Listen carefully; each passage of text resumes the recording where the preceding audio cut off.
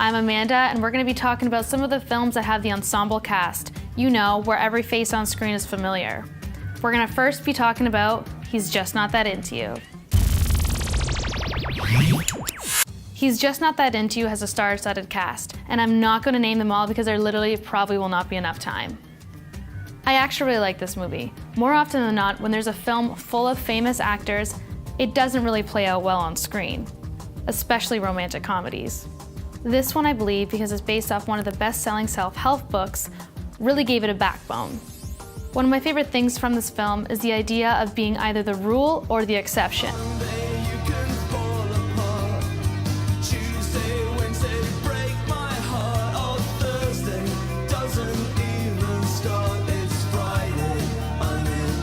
In the film, this is best told by Gigi. She explains that a friend can tell you a story from a friend of a friend, for example, being, if you've been in a relationship with your boyfriend for 10 years, it's the rule that he probably won't be proposing, but if it happens to you, then you're the exception. This film primarily focuses on how people misread human behavior as a sign of interest, something I'm sure we can all relate to. We'll get in touch. Being that there are so many famous people in this film, there are many different stories we're thrown into, 4 to be exact. Like most films with too many characters to count, we're thrown into 4 different storylines that all connect in one way or another. You don't ever feel like we're going against nature by not getting married? No. Going against nature is like the cat who suckled that monkey. The story I like the most in this film is Gigi and Alex's. I would say that they're the anchor of this film. Gigi is putting herself out there physically trying to dissect men's behavior. When she meets Alex, a bar owner, they hit it off right away. And what's interesting is that Gigi doesn't initially take this as a sign of interest.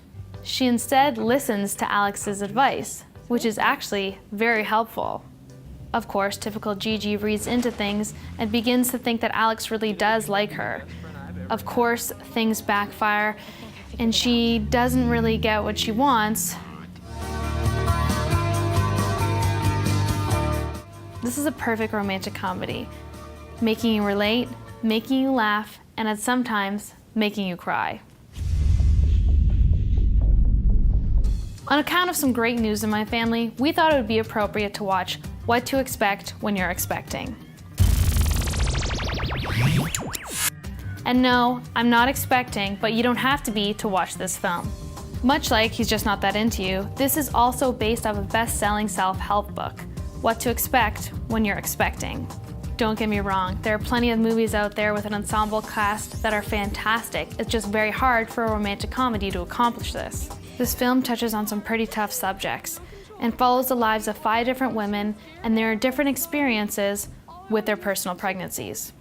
One would probably think that this would only appeal to the female populace, but that in fact is not correct.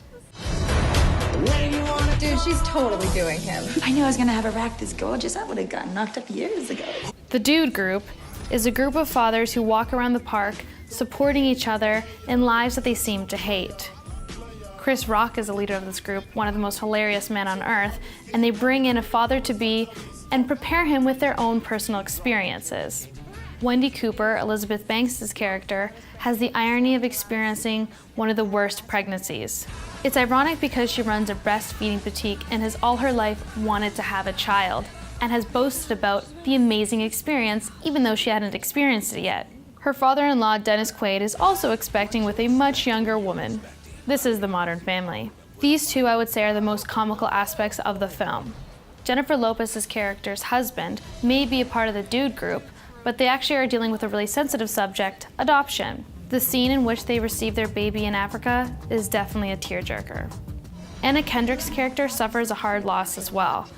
Her situation is tough because after only sleeping with one guy for the first time, she ends up pregnant. This is a great film to highlight all aspects of pregnancy in the real world, and whether you're expecting or not, I would check this one out. Okay guys, that's it for this episode of Movie Box. I'm Amanda, and I'll see you next time.